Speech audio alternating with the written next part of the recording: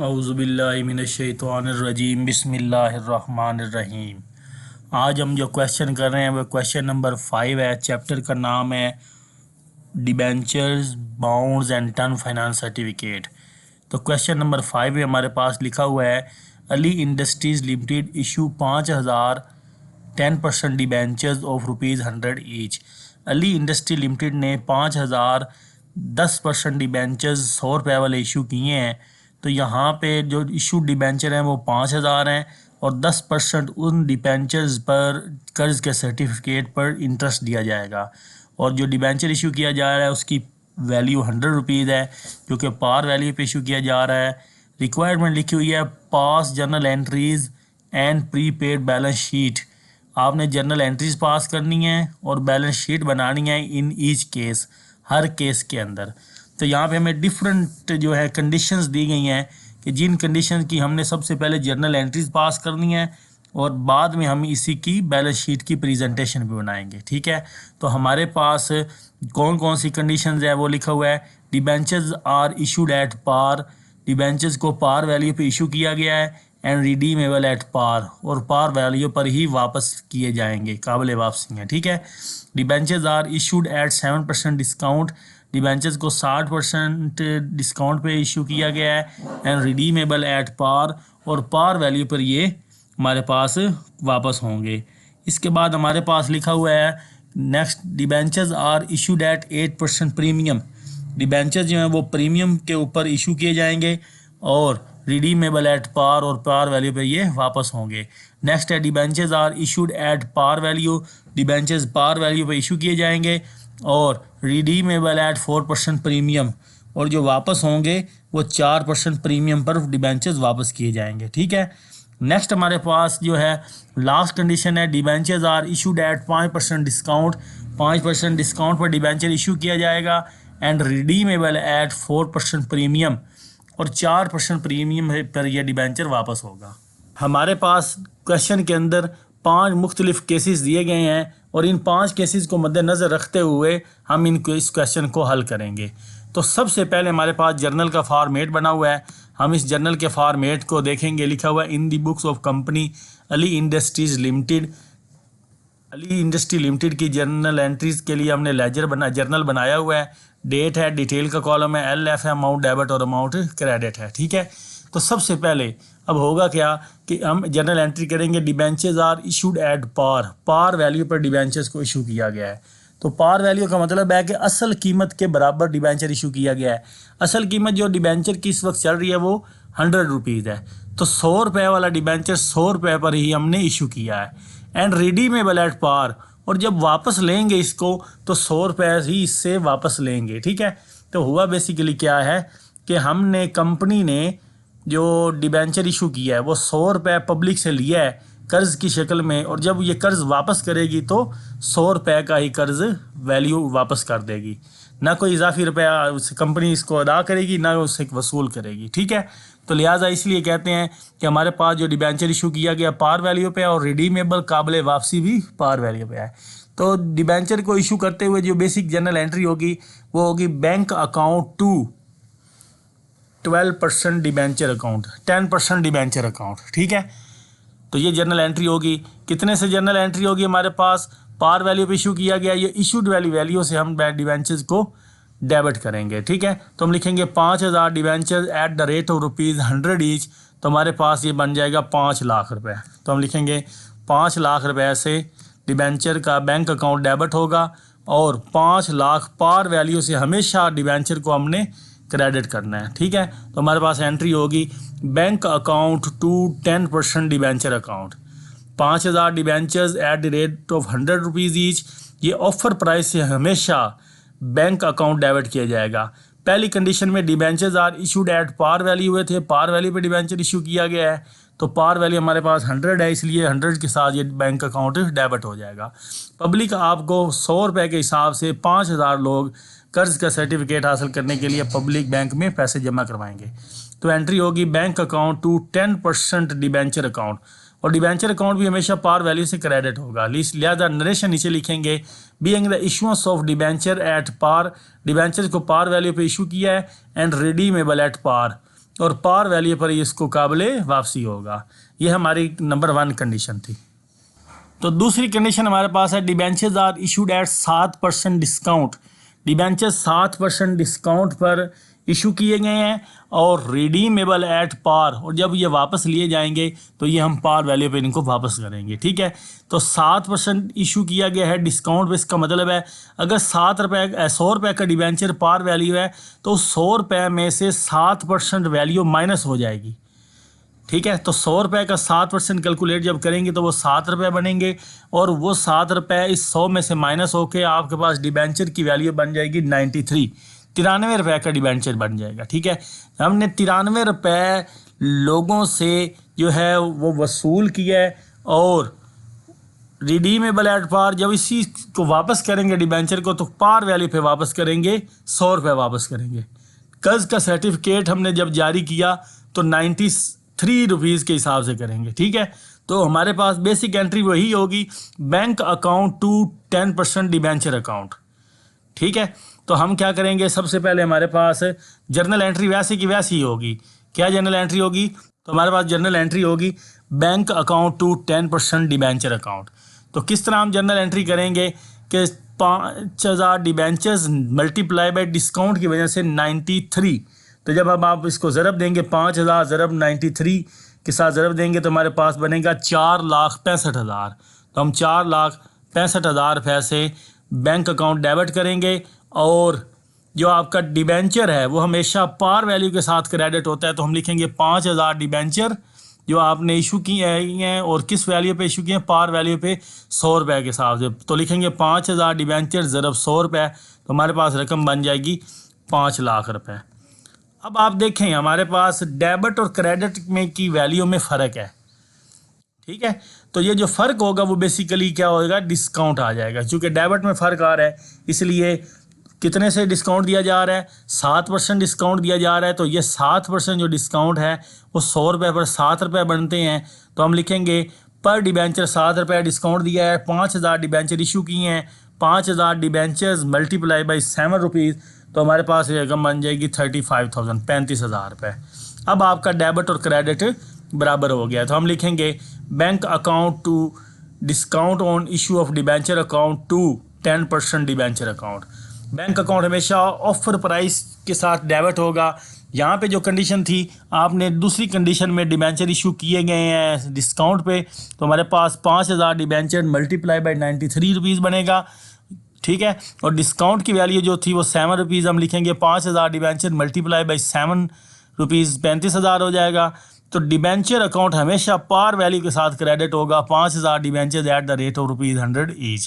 तो हमारे पास बन गया being the issues of debenture at discount, debentures को डिस्काउंट पे हमने इशू किया है, एंड रिडीमेबल एट पार, और पार वैल्यू पे हमने डिबेंचर्स को वापस कर लिया है। ठीक है, तो 93 रुपीज़ लोगों ने हमें जमा करवाए हैं, और हमने जब इनको वापस किए हैं तो हमने 100 रुपये के हिसाब से वापस किए हैं। तो 7 रुपये पर डिबेंचर हमें जो है वो नुकसान हुआ है। ठीक है, जो हमने डिस्काउंट कंपनी ने देना पड़ा है। ठीक है, अब नेक्स्ट हमारे पास जो है वो तीसरी कंडीशन है, debentures are issued at 8% premium. Debenture 8% premium पे इशू किया जा रहा है, और रिडीमेबल एट पार, और पार वैल्यू के साथ ये काबिल वापसी होगा। तो 8% प्रीमियम का मतलब है 100 रुपये के ऊपर यही 8% कैलकुलेट करके इसी 100 रुपये के अंदर जमा करेंगे। तो हमारे पास ये रकम बन जाएगी 100 रुपये का, जब आप 8% कैलकुलेट करेंगे तो 8 रुपये बनेंगे, और ये 8 रुपये 100 के अंदर जमा हो जाएंगे, तो टोटल वैल्यू हमारे पास हो जाएगी 108। तो इसका मतलब हुआ debentures are issued at 8% premium के 8% जो है उस डिबेंचर की वैल्यू इंक्रीज़ हो गई है। ठीक है, इजाफा हुआ है, तो हमारे पास ये डिबेंचर की पार वैल्यू प्रीमियम वाली वैल्यू बनेगी 108 रुपये।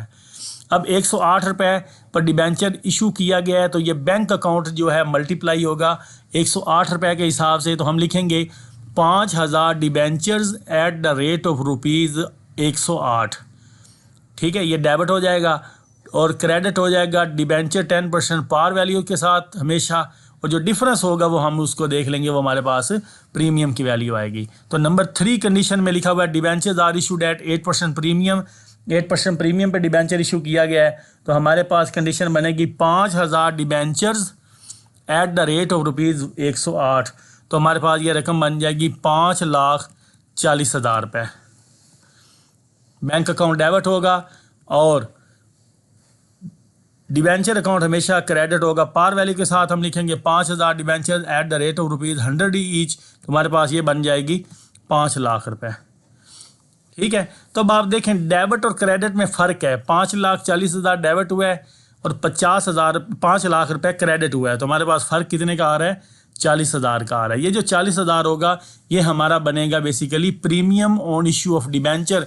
5,000 debentures at the rate of ₹8 पर डिबेंचर आपने इशू किया हुआ है। ठीक है, डिबेंचर दिया हुआ है, तो हम लिखेंगे bank account 5,000 debentures at the rate of ₹108, 5,40,000, और टू डिबेंचर अकाउंट 5 लाख ज़रब 100 रुपये के हिसाब से आएगा हमेशा डिबेंचर, और 5,000 debentures at the rate of ₹8 पर debenture to premium on issue of debenture आपके पास आ जाएगा 40,000। नीचे हम वही सेम नरेशन लिखेंगे, being the issuance of debentures at premium. Premium पे आपने डिबेंचर्स को इशू किया है और रिडीमेबल एट पार जो वापस किया है वो पार वैल्यू पे वापस किया है। तो इसका मतलब है कि लोगों से हमने बैंक के ज़रिए 108 रुपये वसूल किया है और अदायगी जब हमने की है तो उनको 100 रुपये की है, तो 8 रुपये पर डिबेंचर हमें फ़ायदा हुआ है, कंपनी को फ़ायदा हुआ है। ठीक है, अब चौथी कंडीशन हमारे पास लिखी हुई है, debentures are issued at par. Debenture par value पे इशू किया गया एंड रिडीमेबल एट 4% प्रीमियम। कि डिबेंचर जो है वो जब वापस किया गया तो 4% प्रीमियम पे किया गया, तो सेम वही कंडीशन होगी। हम क्या करेंगे, 100 रुपये का 4% लेंगे तो हमारे पास बनेगा 4 रुपये। इसी 100 के अंदर 4 रुपये जमा हो जाएंगे तो 104 रुपये बन जाएंगे। ठीक है, और डिबेंचर को हम डेबिट करेंगे पार वैल्यू के साथ, तो हम लिखेंगे 5,000 debentures at the rate of ₹100 each, तो हमारे पास ये डेबिट हो जाएगा 5 लाख रुपए। तो हम लिखेंगे bank account to 10% debenture account. अब जब डिबेंचर लिखेंगे तो वो भी आप क्या करेंगे, पार वैल्यू के साथ क्रेडिट करेंगे, लेकिन कंडीशन क्या है, रिडीमेबल एट 4% प्रीमियम। 4% प्रीमियम की वैल्यू भी हम लिखेंगे, तो हम लिखेंगे 5,000 debentures multiply by 100। Par value हमारे पास डिबेंचर हमेशा पार वैल्यू से क्रेडिट होगा, और फिर हम लिखेंगे 5,000 डिबेंचर्स मल्टीप्लाई बाई ₹4 प्रीमियम वाली वैल्यू पर डिबेंचर, तो हमारे पास बन जाएगा 20,000। ठीक हो गया। तो अब आप देखें कि हमारे पास जर्नल एंट्री हुई है bank account to 10% debenture account to premium on issue of debenture account. ठीक है, सेम वही एंट्री हुई जो ऊपर हमने तीसरे नंबर पे की थी। ठीक है, लेकिन अब फ़र्क क्या है कि यहाँ पे आपने डिबेंचर इशू किए हुए हैं पार वैल्यू के साथ। डेबिट में 5 लाख है और रिडीमेबल है प्रीमियम ऑफ 4%, क्रेडिट में 5,20,000 है, तो 20,000 रुपये का फ़र्क है हमारे पास।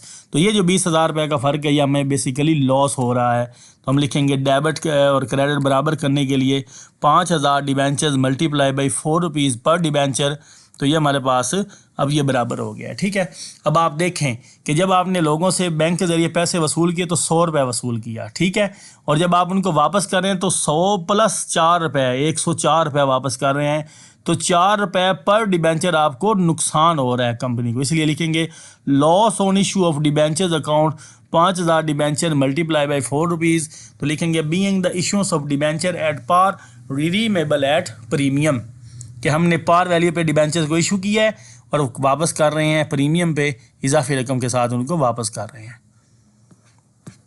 लास्ट हमारे पास केस है, कंडीशन भी है कि debentures are issued at 5% discount. Debenture 5% discount पे इशू किया गया एंड रिडीमेबल एट 4% प्रीमियम, और 4 रुपये प्रीमियम पर वापस होंगे। यानी कि लोगों से जब आपने डिबेंचर वसूल किया तो 5% डिस्काउंट पे किया। अब 5% डिस्काउंट जब आप 100 रुपये का 5% लेंगे तो 5 रुपये बनेंगे। डिस्काउंट की वैल्यू माइनस करेंगे 100 रुपये में से, तो 100 में से जब 5 रुपये माइनस हो जाएंगे तो हमारे पास पीछे बनेगा 95 रुपीज़। तो आप 95 रुपीज़ के हिसाब से लोगों से पैसे वसूल किए हैं, और जब आप उनको काबिल वापसी कर रहे हैं रिडीमेबल एट 4% प्रीमियम पे कर रहे हैं, तो 4 रुपये पर डिबेंचर इजाफी पे कर रहे हैं। इसका मतलब है यहाँ पे आपको डबल लॉस हो रहा है। ठीक है, कैसे डबल लॉस हो रहा है, तो आप जर्नल एंट्री बेसिक वही करेंगे, bank account to 10% debenture account. अब आप कर रहे हैं इशूड एट 5% डिस्काउंट, तो 5,000 डिबेंचर्स मल्टीप्लाई बाई 95 रुपीज़, तो ये रकम बनेगी 4,75,000। ये बैंक अकाउंट आपका डेबिट हो जाएगा। और क्रेडिट होगा डिबेंचर अकाउंट। 10% डिबेंचर हमेशा पार वैल्यू के साथ 5,000 डिबेंचर्स मल्टीप्लाई बाई 100 रुपीज़, तो ये हमारे पास आ जाएगा 5 लाख रुपए। तो अब आप देखें कि हमारे पास यहाँ पे डेबिट और क्रेडिट में फ़र्क आ रहा है, ठीक है। तो कंडीशन क्या है कि debentures are issued at 5% discount. Discount वाली वैल्यू तो मैंने लिख दी है 95 रुपीज़। और रिडीमेबल एट 4% प्रीमियम है, तो 4% प्रीमियम भी हम कैलकुलेट करेंगे। 5,000 डिबेंचर मल्टीप्लाई बाई 4 रुपीज़, तो हमारे पास ये रकम बन जाएगी 20,000। तो अब आप देखें डेबिट में है 4,75,000, क्रेडिट में है 5 लाख जमा 20,000, 5,20,000।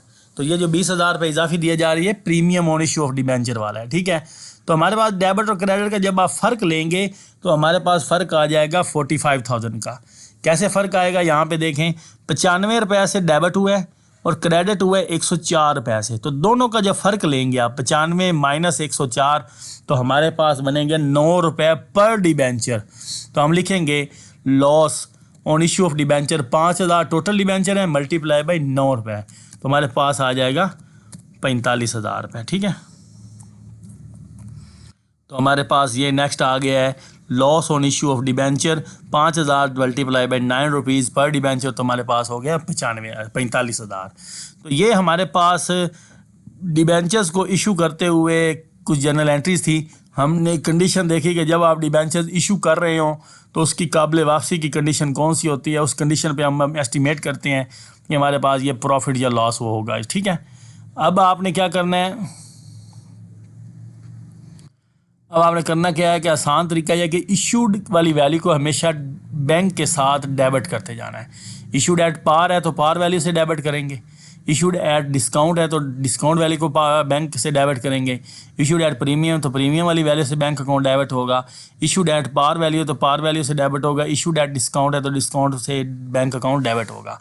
और 10% डिबेंचर हमेशा पार वैल्यू से क्रेडिट होगा। आप देखें 10% डिस्काउंट के सामने डिबेंचर के सामने 5 लाख, 10% डिबेंचर अकाउंट 5 लाख रुपए, 10% डिबेंचर 5 लाख रुपए, 10% डिबेंचर 5 लाख रुपए, 10% डिबेंचर 5 लाख रुपए। डेबिट और क्रेडिट का फ़र्क देखते जाएंगे, जहाँ फ़र्क डेबिट में होगा तो डिस्काउंट को चार्ज करते जाएंगे, अगर क्रेडिट में फ़र्क है तो प्रीमियम पे चार्ज करते जाएंगे। ये हमारे पास एक ट्रिक भी है इस सवाल को ईजीली अटैम्प्ट करने का, ठीक हो गया। तो अब हम इस सवाल की क्या बनाएंगे, बैलेंस शीट बनाएंगे। तो देखते हैं बैलेंस शीट किस तरह बनेगी जी। तो अब बैलेंस शीट बनाने के लिए हम सबसे पहले आपके पास बैलेंस शीट का स्केच बना हुआ है, तो हम लिखेंगे कि Ali industries limited balance sheet as on 31 December 2010, और उसकी जो टाइटल्स हैं लाइबिलिटी साइड है, अमाउंट है, एसेट साइड है और अमाउंट है। तो बैलेंस शीट बनाने का आसान तरीका ये है कि जितने अकाउंट्स भी डेबिट हो रहे हैं वो हमारे पास एसेट साइड पे लिखते जाएंगे, और जो अकाउंट क्रेडिट हो रहे हैं वो हम लायबिलिटी साइड पे लिखते जाएंगे, तो हमारी बैलेंस शीट मुकम्मल हो जाएगी। तो पहली एंट्री देखें, हमारे पास पहली जनरल एंट्री हुई है bank account to 10% debenture account. Bank हमारा एसेट है, तो एसेट साइड पर हम लिखेंगे 5 लाख बैंक अकाउंट, और पहली एंट्री में 10% डिबेंचर अकाउंट क्रेडिट हुआ था, तो डिबेंचर हमारी लायबिलिटी होती है, तो हम 5 लाख रुपए लायबिलिटी साइड पे लिख देंगे। अब हमारे पास देखें पहली एंट्री के मुताबिक bank account debit asset side पे 5 लाख रुपए और 10% डिबेंचर भी 5 लाख रुपए है, तो दोनों हम बराबर कर देंगे। तो 5 लाख से आपकी डिबेंचर अकाउंट आ जाएगा और 5 लाख से आपका बैंक अकाउंट आ जाएगा। तो ये हमारे पास पहली जनरल एंट्री की पोस्टिंग हो गई है। अब बैलेंस शीट कुछ इस तरह बनाई गई कि तमाम ट्रांजैक्शन एक ही बैलेंस शीट के अंदर शो होंगी, ठीक है। तो नेक्स्ट आप देखें हमारे पास दूसरी जनरल एंट्री में bank account discount on issue debenture account debit है, और 10% एक लायबिलिटी हमारे पास 10% डिबेंचर वाली है, तो ये 5 लाख रुपए से है। तो हम सबसे पहले लिखेंगे लायबिलिटी साइड पे 5 लाख रुपए 10% डिबेंचर, और इस साइड पे लिखेंगे 4,65,000, और discount on issue of debenture हमारे पास दूसरी एंट्री में 35,000 रुपये से डेबिट हो रहा है। तो ये हम जब जमा करेंगे तो ये 5 लाख का 5 लाख नीचे आ जाएगा, और इस साइड पे भी जब आप जमा करेंगे तो हमारे पास 5 लाख रुपए आ जाएंगे। तीसरी एंट्री में हमारे पास बैंक अकाउंट डेबिट है 5,40,000 से 10% डिबेंचर और प्रीमियम ऑन इशू डिबेंचर हमारे पास क्रेडिट हो रहे हैं, तो क्रेडिट वाली हमारे पास लाइबिलिटी साइड पे आ जाएंगी और डेबिट वाली इस साइड पे आ जाएंगी। तो डेबिट साइड पे लिखेंगे 5,40,000 बैंक अकाउंट, और यहाँ पे 10% डिबेंचर 5 लाख रुपए है हमारे पास, 10% डिबेंचर और 40,000 रुपये हमारे पास premium on issue of debentures आ जाएगा। ठीक है, तो हम 5,40,000 जमा हो जाएगा, 5,40,000, तो ये भी हमारे पास 5,40,000 हो जाएगा। ठीक हो गया। चौथी एंट्री के अंदर हमारे पास बैंक अकाउंट और loss on issue of debenture debit हुआ है, तो इस साइड पे आ जाएगा।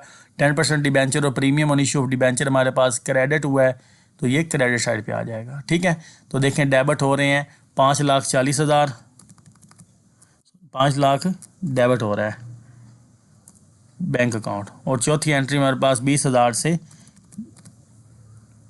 डेबिट हो रहा है loss on issue of debenture. तो लाइबिलिटी साइड पे हम लिखेंगे 5 लाख से डिबेंचर, 10% डिबेंचर 5 लाख रुपए, और लाइबिलिटी साइड पे लिखेंगे 20,000 रुपये premium on issue of debenture. तो जब आप इनको जमा करेंगे तो ये हमारे पास हो जाएगा 5,20,000, और इधर जब आप जमा करेंगे तो हमारे पास हो जाएगा 5,20,000। पांचवी एंट्री लास्ट एंट्री जो है उसके अंदर हमारे पास बैंक अकाउंट डेबिट हुआ है, loss on issue of debenture debit हुआ है, 10% डिबेंचर और premium on issue of debenture credit हुए हैं दोनों। तो हम दोनों जो डेबिट हुए हैं वो इस साइड पे लिखेंगे 4,75,000, और जमा करेंगे इसमें 45,000, हमारे पास आ जाएगा loss on issue of debenture. और 10% डिबेंचर 5 लाख रुपए से क्रेडिट हुआ है, और premium on issue of debenture 20,000 रुपये से क्रेडिट हुआ है, तो टोटल बन जाएगा 5,20,000, सॉरी 5,20,000, और इधर भी हम लिखेंगे जब जमा करेंगे तो ये हमारे पास बनेगा 5,20,000 रुपये। तो ये हमारे पास बैलेंस शीट तैयार हो गई है। एक ही केस में इसी तरह ही आपने बैलेंस शीट के फॉर्मेट के अंदर तमाम 5 केसेस की बैलेंस शीट प्रेजेंट कर देनी है। तो आसान सी बात है, जितने अकाउंट्स आपके डेबिट हो रहे हैं वो आप एसेट साइड पे लिखेंगे, और जितने अकाउंट क्रेडिट होंगे वो आप लाइबिलिटी साइड पे लिखेंगे। उम्मीद करता हूँ आपको क्वेश्चन की समझ आई होगी। जल्दी नेक्स्ट क्वेश्चन में आपसे जल्द मुलाकात होगी, तब तक के लिए अल्लाह हाफिज़।